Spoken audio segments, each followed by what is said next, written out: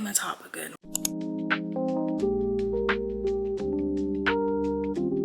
Hi, and welcome back to my channel. Today I wanted to go over some bookish hot takes. So in case you don't know what a hot take is, according to Merriam-Webster, the definition is a piece of writing or speech, especially on the internet, giving someone's personal opinions about a topic, usually strong opinions that have not been carefully thought about and that many people are likely to disagree with. Whatever.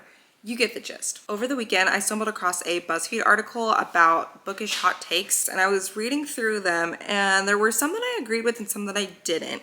And I thought, how fun if I made a video basically telling you guys the hot takes in this article and then giving you my stance on them. There are a total of 31 in here. I am not going to do all 31 because this video would be entirely too long if I did that. So I'm only gonna do a couple, but they're good ones. I got the article, I got some tea, and we are just going to get right into it. The first one is, being able to predict the ending doesn't make a mystery book automatically bad. I'm going to agree with that one. For one, when I read mystery books, I love if I have predicted the ending or any of the twists involved. I love when I predict things. I feel like such a little investigator, like I'm on like an episode of Criminal Minds or something. So if I can predict the ending, I almost always will like the book. However, if I do predict the ending and I think it's a good ending, then it's a good book. But if I can predict the ending and the ending just wasn't good, like I just don't think that that ending that I predicted was good, then I really don't like the book. Okay, next one. Not every book needs a happy ending. I agree, but I also disagree. I feel like this is mainly for romance, because to me, I feel like every single freaking romance book I read, although there might be a miscommunication or the third act breakup, it's still a happy ending. Like, you just know that the two people on the front cover are gonna get together at the end of the book. Doesn't matter like what they went through in the book, they're going to get together. And I have yet to read a romance book where they don't get together. So if you know of any, please let me know, because I would love to read some. As far as fantasy, I feel like somebody always dies in a fantasy book, like somebody, and it's always a heartbreaking death. So although the main character makes it out alive and it's a happy ending, it still came with a loss. So I agree and disagree with that one. I don't know, that one's kind of like in the middle for me. The next one says, I hate that it's been normalized when talking about a book, you can expose basically the whole plot as long as you don't give away the twist or ending. That's actually really, really true. Especially I see it a lot on Book Talk where people will literally just tell you every single thing that happens in the book except for the twist or ending. And then it's like, well, why would I read it now? I should just pick up the book and read the last like couple of chapters because you already told me everything that happens in the book. And I kind of feel that way a little bit too with tropes. I feel like tropes are kind of like telling you everything that's going to happen in the book. Like if you're like, this is enemies to lovers. Okay, well, I know they were enemies and at the end of the book, they're going to be lovers. Like, okay. So I feel like a lot of tropes, like telling people what tropes are in books kind of basically gives away what the book is about. A lot of like spoilery type things going on. But my hot take is this. I've come to hate twists. I love twists. I really, really do. I think it keeps me reading and it keeps my mind engaged in those like mystery thriller books. I think it's like such a fun way to just like throw a wrench in the story that you're reading. You think it's going one way, but then something happens and you're like, oh crap, like I didn't see that coming. So I really do love twists if they're done right. I will not buy a book with a hideous cover. I'm very guilty of this. I 100% agree.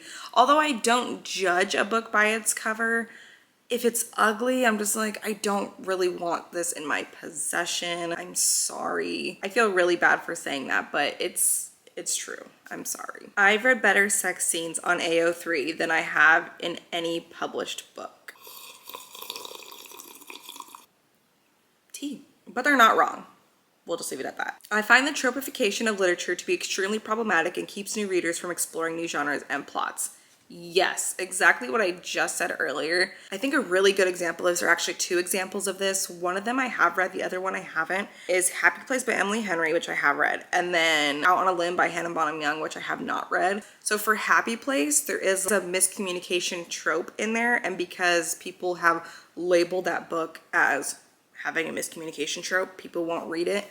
But in my opinion, The happy place miscommunication trope is so mature and it's so realistic compared to some other books that I have read with a miscommunication trope. If I didn't like the miscommunication trope and then didn't pick up that book just because it has it in it, I would have missed out on a really, really good book. And then I've heard the same for Out on a Limb. It has the pregnancy trope in it, which a lot of people don't like the pregnancy trope, but they say it's done well. Like, it's not cheesy, it's not stupid, it's done well. If you don't like the pregnancy trope, and because you know that it has that in there and you're not going to read that book because you don't like the trope, you missed out on a really good book. Reading should not be a luxury. And I'm going to read the little blurb from the Reddit user. Even the cost of paperbacks these days is too much. I was at Barnes & Noble the other day and saw way too many 250-page paperback books that were MSRP $18 to $20.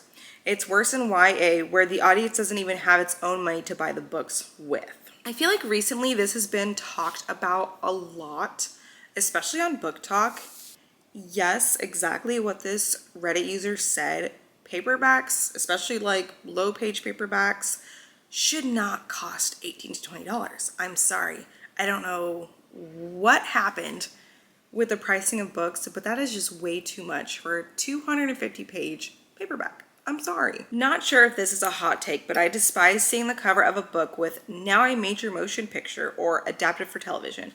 I can't stand it. It's so gimmicky. I even hate the covers that just has like the movie cover or TV show cover. I can't stand them. It's really annoying. And going back to the hideous covers, I think it's hideous and it's very cheap. And just because there's a movie or TV show that people can automatically see and recognize, that's not fair. I don't like that at all, because for people that actually do love and enjoy books, it's not cool. I don't like it at all. And honestly, that really just goes along with any like stickers that they have on books that you can't take off. Why?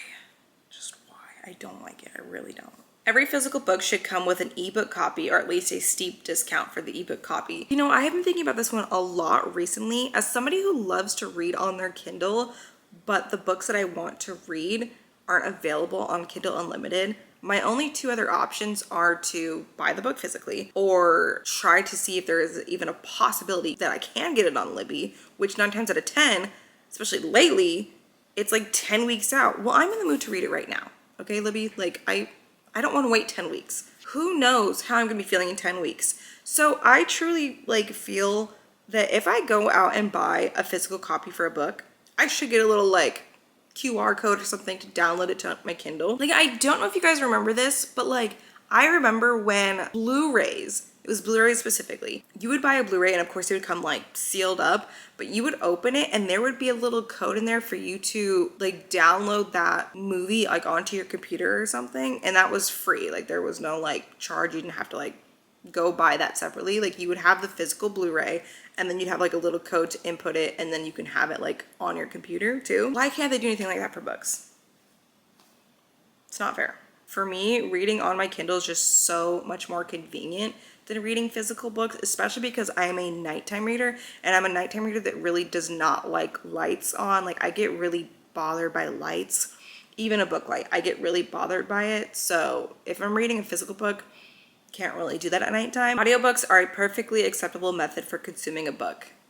100% agree. If you disagree, you're ableist, okay? For those that the only way that they can read a book is by listening to it, it's still reading a book. I just hate this is even a discussion or a hot take or controversial, because it shouldn't be.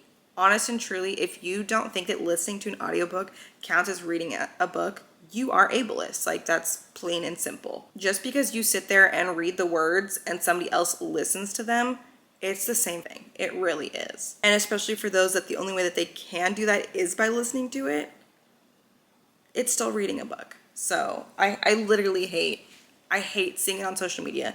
Anytime I see anybody that says that listening to an audiobook is not reading a book, I immediately block them, because you're ableist, and don't like people like that. Sorry.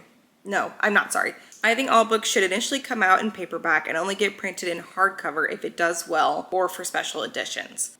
I agree, but then also disagree with this one.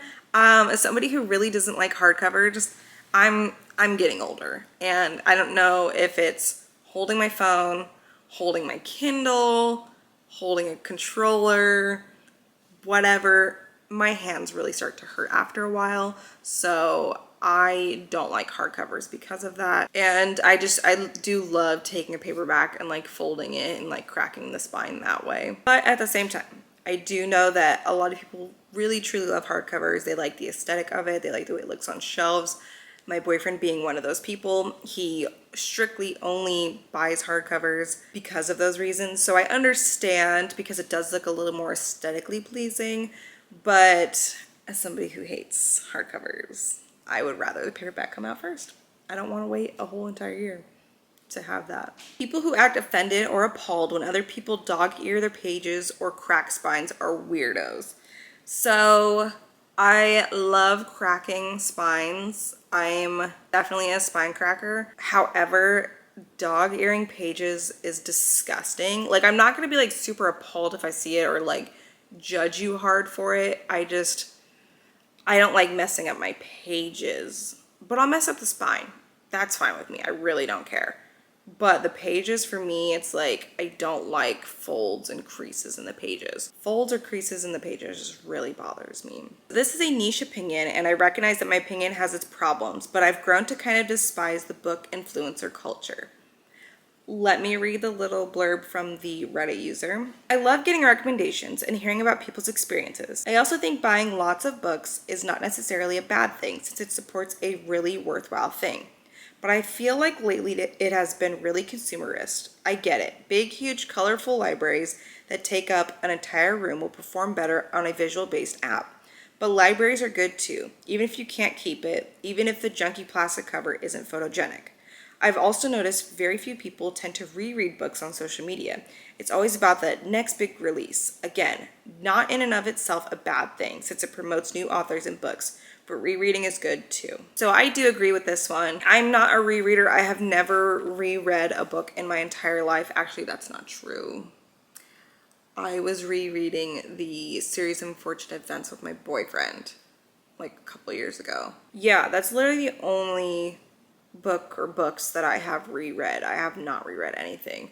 I'm not a rereader. I really don't know why. It's so weird because like I can watch a movie into the ground, like, or a TV show into the ground, but when it comes to rereading, I can't do it. Maybe because it's just very time consuming and takes a lot of time, and I feel that I would rather read something new. But I do 100% agree that it is very consumerist, and it has been. And yes, there are creators that do buy books and actually read them and give really awesome reviews on them, but then there are also those creators that buy the biggest book that's out now and take their pictures and videos and post them for views and likes and such, and they couldn't tell you a single thing about the book. I think a good example of this that's actually happening right now is The Pumpkin Spice Cafe by Lori Gilmore, I think.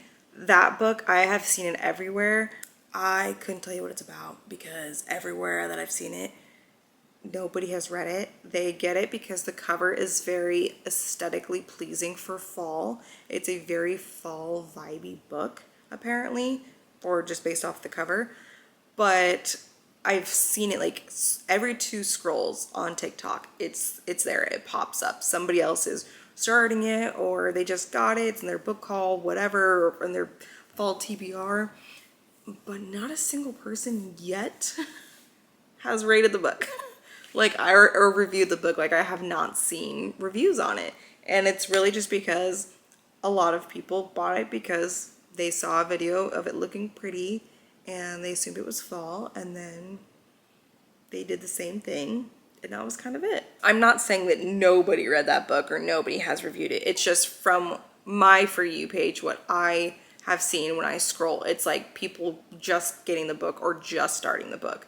And I have yet to really see like an in-depth review on it. I don't know, that's just my For You page, so everybody's is different. Reading a bad book is worse than watching a bad movie. 100% agree. It takes a lot of time to read a book, so you're investing way more time reading than you are watching a movie. And that's why DNFing is like really important, and I really feel that people should DNF, because why waste your time, you know? Why? If you're not enjoying something, no point to continue on. There really isn't. And the last one for this video, I don't care how fast people can read. I agree, 100%. If you are able to read 100 books in a year and I'm only able to read 30, that's okay. A lot of people have a lot of different things that they're going through, a lot of things that they are juggling. You really don't truly know what people are going through. So just because you can't read 100 plus books in a year doesn't make you any less, okay? I'm sitting at 33 books so far this year, and it's October. I'm not gonna read 100 books. I'm probably not gonna read 50 by the end of the year, and that's truly okay. And also at the same time, if you read 100 plus books, that's also okay, but it's not a race. People read at different speeds, and people read different kinds of books too. You know, somebody that might read 30 books a year, their books might be like 700 plus pages, and people that are reading 100 plus books a year might be reading like Kindle Unlimited books that are like 150 pages. Both are fine, but it's not a race, it's not a competition. It's okay. Both are valid. Both makes you a reader. I really wish people would like stop trying to make it a competition, because it's not. Reading shouldn't be a competition. That's all for this video. If you agree or disagree with any of the hot takes I mentioned, let me know. As well as if you have any hot takes of your own, I would love to know those. Thank you so much for watching, and I will see you guys in the next one. Bye. We're not gonna talk about the fact that I have this empty couch and I'm sitting on the floor. Whatever.